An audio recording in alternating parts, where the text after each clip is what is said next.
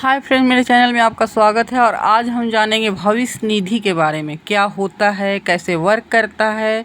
तो चलिए जानते हैं भविष्य निधि प्रोविडेंट फंड के बारे में। प्रोविडेंट फंड के बारे में सभी जानकारी। पीएफ प्रत्येक इन्वेस्टमेंट का उद्देश्य 3 फाइनेंशियल लक्ष्यों को प्राप्त करना होता है। फंड बनाना, रिटायर होने के बाद पेंशन से नियमित आय प्राप्त करना और अपने परिवारों के भविष्य की सुरक्षा करना। हम इनमें से प्रत्येक उद्देश्य को प्राप्त करने के लिए अलग अलग फाइनेंशियल आइटम खरीदते हैं, लेकिन एक ऐसा प्रोडक्ट है जो तीनों उद्देश्यों की प्राप्ति में सहायता करता है, क्योंकि यह हमारे वेतन का हिस्सा है। हम में से अधिकांश लोगों को न केवल इसकी जानकारी है, बल्कि हम तो में इसमें इन्वेस्ट भी करते हैं। एम्प्लॉय प्रोविडेंट फंड या ईपीएफ वह प्रोडक्ट है जो कि प्रोविडेंट फंड कर्मचारियों के लिए सरकार द्वारा संचालित एक रिटायरमेंट सेविंग स्कीम है, जिसमें वे हर महीने अपने पेंशन फंड के एक हिस्से का योगदान देते हैं। ये मासिक बचत हर महीने जमा होती जाती है, जो रिटायरमेंट या रोजगार के अंत में लम सम राशि के रूप में आसानी से उपलब्ध होती है। प्रोविडेंट फंड की राशि आपकी बचत का एक बड़ा हिस्सा होती है, इसलिए इसकी मदद से आप अपने रिटायरमेंट कॉर्पस को आसानी से बढ़ा सकते हैं। प्रोविडेंट फंड के लाभ और फायदे होते हैं, जो कि यह लंबी अवधि के फाइनेंशियल प्लानिंग में सहायता करता है। इसमें सिंगल एकमुश्त राशि में इकट्ठा करने की कोई आवश्यकता नहीं होती है। कर्मचारियों की सैलरी से नियमित आधार पर पैसे कट जाते हैं, उन्हें समय के साथ एक महत्वपूर्ण राशि बचाने की सुविधा देती है। यह इमरजेंसी स्थिति में कर्मचारी की आर्थिक सहायता कर सकता है, जो कि 2 तरह का होता है, रिफंडेबल एंड नॉन रिफंडेबल।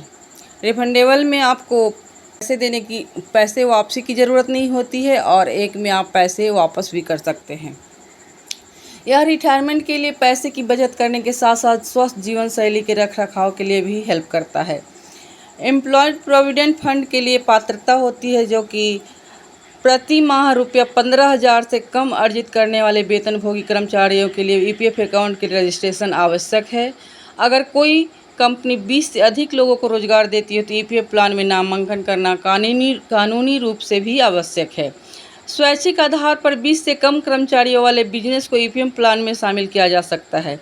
15,000 से अधिक कमाने वाले कर्मचारी ईपीएफ अकाउंट खोल सकते हैं, लेकिन उन्हें पहले असिस्टेंट पीएफ कमिश्नर से अनुमति प्राप्त करनी होगी। ईपीएफ स्कीम की आवश्यकताएं पूरे भारत और कश्मीर राज्यों को छोड़कर सभी जगह पर लागू होती है। प्रोविडेंट फंड 3 प्रकार का होता है। First, general provident fund PF का एक प्रकार है, जिसे स्थानीय अधिकारियों, रेलवे और ऐसे अन्य निकायों से सरकारी निकाय द्वारा नियंत्रित किया जाता है। सेकेंड है मान्यता प्राप्त प्रोविडेंट फंड के तहत 20 से अधिक कर्मचारियों वाले सभी निजी स्वामित्व वाले संगठन आते हैं। इसके अलावा अपने संगठन से जुड़े पीएफ पर सही क्लेम करने के लिए आपको यूएएन या यूनिवर्सल अकाउंट नंबर दिया जाता है। इससे आप अपनी नौकरी बदलने पर एक नियोक्ता से दूसरे नियोक्ता में अपने पीएफ फंड्स को ट्रांसफ़र कर सकते हैं। सार्वजनिक भविष्य निधि को कर्मचारी की ओर से स्वैच्छिक प्रकार के इन्वेस्टमेंट के रूप में परिभाषित किया गया है। पीपीएफ में न्यूनतम 50 रुपये और अधिकतम 1.5 लाख की राशि का डिपॉजिट आवश्यक होता है। पीपीएफ की लॉक इन अवधि 15 वर्ष है। पीएफ के अलावा फंड को बढ़ाने वाला एक अन्य सुरक्षित इन्वेस्टमेंट फिक्स डिपॉजिट भी होता है। इसमें आप सुविधाजनक इन्वेस्टमेंट अवधि के साथ आकर्षक एफडी ब्याज दरों का लाभ उठा सकते हैं। साथ ही साथ अन्य लाभ के रूप में आपको 100% डिजिटल प्रोसेस मिलता है, जिससे आप सुविधाजनक रूप से इन्वेस्ट कर सकते हैं। प्रोविडेंट फंड में योगदान नियोक्ता और कर्मचारी दोनों ही ईपीएफ अकाउंट में समान योगदान दे, जैसे कि योगदानकर्ता मासिक प्रतिशत का योगदान, नियोक्ता 12%, कर्मचारी 12% या 10%, कुल टोटल 24%।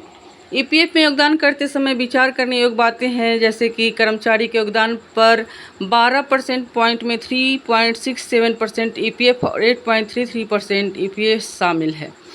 20 या उससे कम कर्मचारियों वाले कुल संस्थानों का 10% निवल मूल वित्तीय वर्ष के अंत में से अधिक या उसके बराबर हानि वाले संस्थान औद्योगिक और वित्तीय पुनर्निर्माण बोर्ड द्वारा आर्थिक रूप से कमजोर नामित संस्थान ईपीएफ में योगदान देने के लिए पात्र हैं।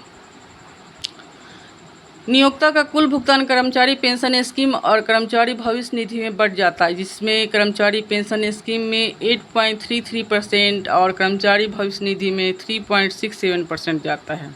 ईपीएफ पासबुक सभी योगदान के साथ एक अपडेट की जाती है।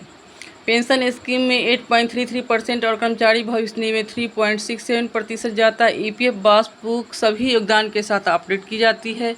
कर्मचारी का योगदान पूरी तरह से कर्मचारी के भविष्य निधि के लागू किया जाता है। पहले से किए गए योगदान के अलावा नियोक्ता को EDLI में अतिरिक्त 0.5% का योगदान करना होता है।